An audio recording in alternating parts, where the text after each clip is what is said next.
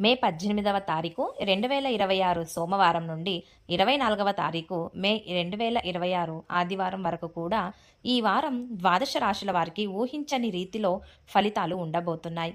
ఈ వారం మీ గోచార గ్రహగతులు పరిశీలించినట్లయితే అనుకూలమైన ఫలితాలు కనబడుతున్నాయి. ముఖ్యంగా ఉద్యోగస్తులందరికీ కూడా ఉద్యోగ వాతావరణంలో అనుకూలతలు, ఉద్యోగ అభివృద్ధి చాలా మంచిగా కనబడుతుంది. ప్రమోషన్లు, ఇంక్రిమెంట్లు కూడా ఈ మీనరాశి వారు పొందుతారు. వాహనం కొనుగోలు చేయడం కానీ లేదా వాహనాలు మార్చడం కానీ ఈ వారంలో కలిసి వస్తుంది. నిర్ణయాలు సరైన సమయంలో తీసుకోగలుగుతారు. వ్యాపారస్తులకి చక్కని పెట్టుబడులు పెట్టడం, వ్యాపార లాభాలు పొందగలిగే అవకాశాలు ఉన్నాయి.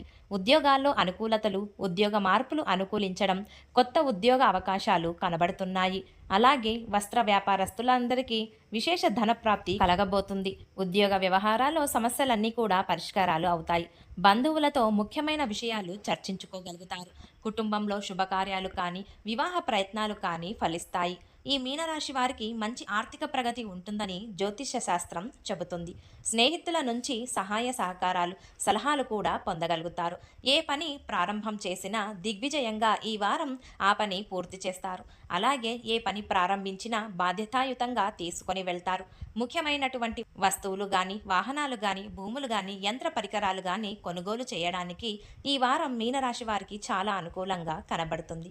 నిరుద్యోగులు కూడా కోరుకున్న కంపెనీలో మంచి ఉద్యోగ అవకాశం రావడానికి ఎక్కువ అవకాశాలు ఉన్నాయి. ఎప్పటి నుంచో తీరని అప్పులు బ్రహ్మాండంగా తీర్చగలుగుతారు. నిరుద్యోగులు కూడా ఉద్యోగ అవకాశాల కోసం బాగా గట్టిగా కష్టపడతారు. మంచి ఉద్యోగం రావడానికి అవకాశం ఉందని చెప్పవచ్చు. ఎప్పటి నుంచో తీరని కోరికలు కానీ, ప్రేమించిన వాళ్ళని కలవడం కానీ ఈ వారం బాగా అనుకూలిస్తుంది. భార్యాభర్తల మధ్య సమస్యలు పరిష్కారాలు అవుతాయి. కుటుంబ వివాదాలు, ఆస్తి వివాదాలు, అన్నదమ్ములతోటి గొడవలు తగ్గుతాయి. విదేశీ విద్యా అవకాశాలు, ఉద్యోగ అవకాశాలు బ్రహ్మాండంగా రాబోతున్నాయి.